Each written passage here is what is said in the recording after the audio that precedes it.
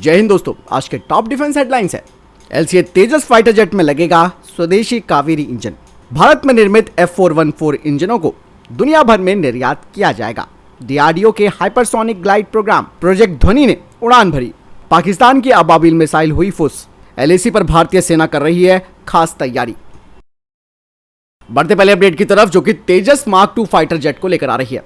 तेजस mark 2 fighter jet, जैसा कि आप सब जानते हैं कि 4.5 जनरेशन का फाइटर जेट होगा और अब ये कहा जा रहा है कि Tejas mark 2 medium weight fighter jet 6 सालों में उत्पादन और सेवा में शामिल होने के लिए तैयार है।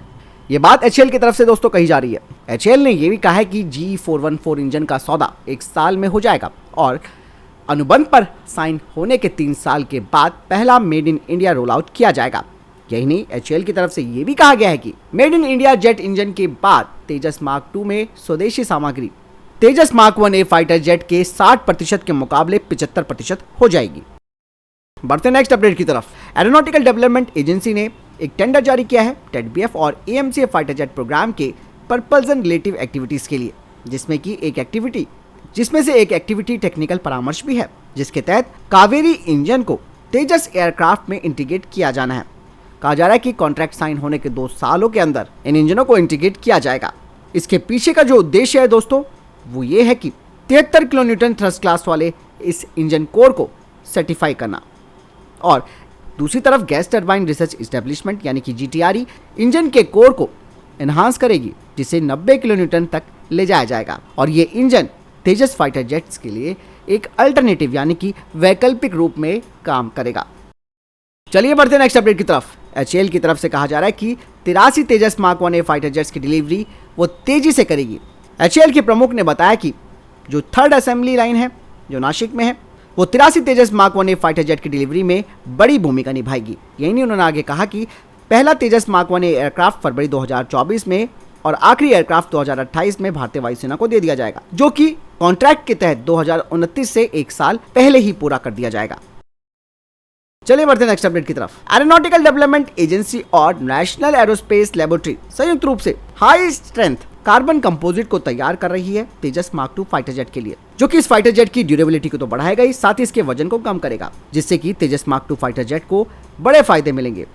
यह हल्का एयरक्राफ्ट एक बेहतर फ्यूल एफिशिएंसी के साथ होगा और साथ ही इसकी परफॉर्मेंस भी बढ़ी हुई होगी और ये अधिक पेलोड ले जा सकेगा।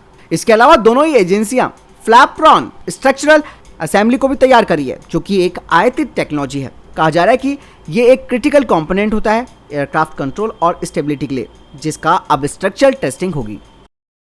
बढ़ते नेक्स्ट अपडेट की तरफ। दोस्तों, एलएसी पर भारतीय सेना चीन की घुसपैठ पर नजर रखने के लिए अत्याधुनिक फास्ट पेट्रोल बोट और 8 लैंडिंग क्राफ्ट असॉल्ट को खरीद रही है और इन बोट्स और क्राफ्ट्स को एलएसी पर तैनात किया जाएगा। इसके अलावा दोस्तों 118 integrated surveillance and targeting system भी लगाए जाएंगे।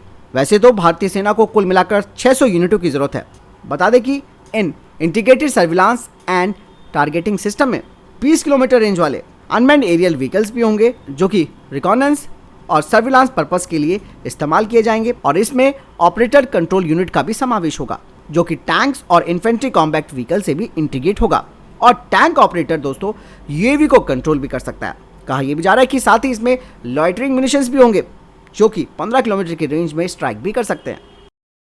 चलिए बढ़ते नेक्स्ट अपडेट की तरफ। रक्षा मंत्रालय ने 310 करोड़ रुपए का एक कॉन्ट्रैक्ट साइन किया है मजगांव डॉक शिपबिल्डर के साथ, जिसके तहत इंडियन कोस्ट गार्ड के लिए एक ट्रेनिंग शिप को तैयार किया जाएगा, जो कि एडवांस और मॉडर्न हाईटेक सर्विलांस और मॉनिटरिंग सिस्टम से लैस होगा और ये इंडियन कोस्ट गार्ड का डेडिकेटेड प्लेटफॉर्म भी होगा, जिसमें कि हेलीकॉप्टर को भी एकोमोडेट किया जा सकता है। चलिए बढ़ते नेक्स्ट अपडेट की तरफ। दोस्तों, हिंदुस्तान एरोनॉटिक्स लिमिटेड ने कहा है कि made in India F414 engine को अन्य देशों को भी निर्यात किया जाएगा और ये एचएएल की एक महत्वाकांक्षी योजना भी है। हालांकि उन्होंने कहा कि यह इस पर भी निर्भर करता है कि इंजनों का स्थानीय उत्पादन और अमेरिकी GE इंजनों से जो महत्वपूर्ण तकनीकी हस्तांतरण है उस पर।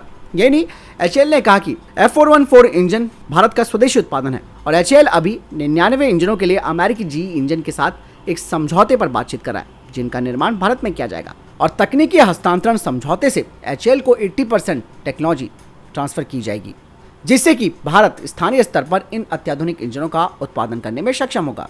F414 इंजन, जो कि एक वर्सेटाइल पावर प्लांट के रूप में जाना जाता है और ये हाई परफॉर्मेंस वाले फाइटर जेट्स में लगाया जाता है। और भारत दोस्तों इस F414 इंजन को अपने तेजस मार्क 2, TED-BF और AMCA जैसे फाइटर जेट्स में इंटीग्रेट करेगा। दोस्तों यहाँ पर मेड इन इंडिया F414 जो इंजन है उसका एक्सपोर्ट यानी कि निर्यात करना HAL के लिए चुनौतियां और अवसर दोनों प्रस्तुत करेगा। कंपनी को अब ग्लोबल मार्केट में कंपटीशन करने के लिए कड़े अंतर्राष्ट्रीय मानकों को पूरा करना होगा और साथ ही एक मजबूत यानी कि स्ट्रॉन्ग सप्लाई चेन बनाने की जरूरत होगी। बढ़ते नेक्स्ट अपडेट की तरफ जो कि प्रोजेक्ट ध्वनि को लेकर आ रही है। DRDO ने अपने नए प्रोजेक्ट ध्वनि के साथ हाइपरसोनिक टेक्नोलॉजी के क्षेत्र में महत्वपूर्ण प्रगति करनी शुरू कर दी है। कहा जा रहा है कि प्रोजेक्ट ध्वनि का लक्ष्य एक ऐसे हाइपरसोनिक ग्लाइड व्हीकल को बनाना है जो कि वेव राइडर कॉन्फ़िगरेशन और कटिंग एज कॉन्सेप्ट पर आधारित होगा। इस परियोजना के जो दो प्रमुख कंपोनेंट्स हैं उनमें से एक है स्क्रैमजेट इंजन और विशेष रूप से एक्टिव कूलिंग के साथ air breathing engine. Scramjet engine hypersonic speed प्राप्त करने और ऐसे वेलोसिटी पर निरंतर उड़ान बनाए रखने में महत्वपूर्ण तत्व होता है, जिसे कि DRDO की DRDL तैयार कर रही है। आपको बता दें कि DRDO ने 2020 में एक महत्वपूर्ण मील का पत्थर हासिल किया था जब उन्होंने hypersonic air breathing scramjet system का सफल परीक्षण किया, जिसे हाइपरसोनिक टेक्नोलॉजी डेमोन्स्ट्रेटर व्हीकल यानी कि HSTDV के रूप में जाना जाता है। इस परीक्षण के दौरान HSTDV ने 23 सेकेंड की अवधि के लिए मैक 6 की स्पीड प्राप्त की थी और ये उपलब्धि भारत की हाइपरसोनिक टेक्नोलॉजी क्षमताओं में एक महत्वपूर्ण छलांग भी है।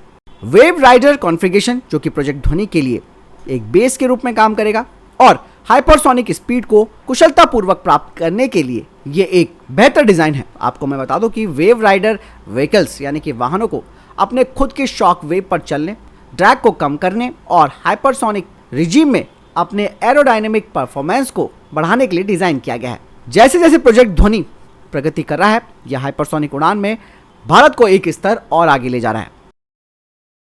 बढ़ते नेक्स्ट अपडेट की तरफ। पाकिस्तान ने जम्मू के अरनिया सेक्टर में सीज फायर वायलेशन की है। कहा जा रहा है कि पाकिस्तानी रेंजर्स ने गोलीबारी की जिसमें कि BSF के 2 जवान घायल हो गए हैं। जवाब में BSF ने काउंटर अटैक की कार्रवाई की और ये 2021 में पाकिस्तान भारत सेना के बीच संघर्ष विराम समझौते के बाद का ये उल्लंघन है।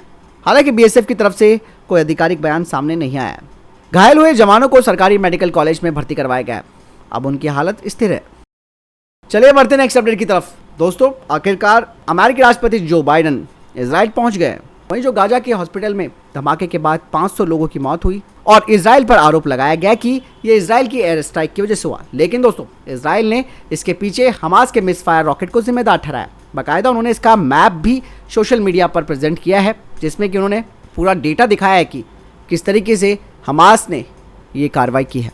आपको बता दें कि अमेरिकी राष्ट्रपति जो बाइडन ने कहा कि इजराइल अकेला नहीं है।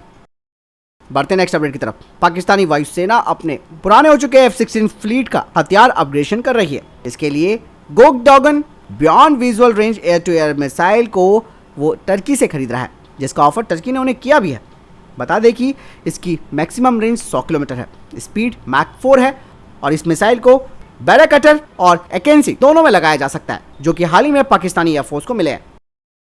चलिए बढ़ते नेक्स्ट अपडेट की तरफ। दोस्तों पाकिस्तान ने दावा किया है कि उन्होंने अपनी अब्बाबिल वेपन सिस्टम का सफल उड़ान परीक्षण किया है। और यही नहीं, पाकिस्तान की जो इंटर सर्विसेज पब्लिक रिलेशन है उन्होंने कहा कि इस मिसाइल प्रणाली ने बेहतर प्रदर्शन किया और ये टेस्ट इस मिसाइल के तकनीकी मापदंडों और प्रदर्शन के मूल्यांकन के लिए किया गया था। अब्बाबिल मिसाइल जमीन से जमीन पर मार करने वाली एक मीडियम रेंज वाली बैलिस्टिक मिसाइल है। इसकी रेंज 2200 किलोमीटर कही जाती है और इस हथियार को भारत के S-400 मिसाइल डिफेंस सिस्टम को चकमा देने के लिए तैयार किया गया है। यह मिसाइल दोस्तों कन्वेंशनल और परमाणु हमला करने में सक्षम है। ये तो दोस्तों पाकिस्तान की तरफ से बात सामने आई, लेकिन दोस्तों इस खबर का दूसरा पहलू भी है। अब ये कहा जा रहा है कि पाकिस्तान की अब्बाबिल मिसाइल का जो परीक्षण किया गया था वो फेल हो गया और ये बलूचिस्तान में जाकर गिरी। इस मिसाइल का एक हिस्सा दुर्घटनाग्रस्त होकर बलूचिस्तान के डेरा बुख्ती में गिरा। पाकिस्तान की पोल दोस्तों तब खुलती है जब डेरा बुख्ती में मिसाइल का एक हिस्सा मिलता है। इस मिसाइल का जो पार्ट है यानी कि हिस्सा है वो 0.68 मीटर से कम है, जिसे कि पहले ये कहा जा रहा था कि ये बाबर मिसाइल का हिस्सा हो सकता है। लेकिन जो डेरा बुख्ती में मलबा मिला है इस मिसाइल का वो किसी सबसोनिक क्रूज मिसाइल का है, जिससे साफ पता चलता है कि ये बाबर क्रूज मिसाइल नहीं हो सकती, क्योंकि बाबर क्रूज मिसाइल में एक बूस्टर रॉकेट होता है जिसे लॉन्च के बाद गिरा दिया जाता है। लेकिन डेरा बुख्ती में जो मिसाइल का हिस्सा पाया गया है उसमें टेल असेंबली का एक इम्पेनेज शामिल है, जो कि बाबर का बूस्टर रॉकेट नहीं हो सकता। लेकिन हैरानी की बात यह है कि पाकिस्तान ने इस बात को एक्सेप्ट ही नहीं किया है कि ऐसा कुछ हुआ है। बाकायदा वो तो अबाबिल मिसाइल के सफल परीक्षण का गुणगान करके अपने देश के लोगों को मूर्ख बना रहा है। तो फिलहाल इस अभी तक के टॉप डिफेंस और स्पेस अपडेट्स। वीडियो के संबंध में कोई प्रश्न जवाब है, आपका कोई सवाल है, कमेंट सेक्शन में लिखकर जरूर पूछ सकते हैं। मिलता हूँ नई वीडियो के साथ। वीडियो को दोस्तों लाइक जरूर कीजिएगा, कमेंट भी आपका जरूर आना चाहिए। जय हिंद, वंदे मातरम।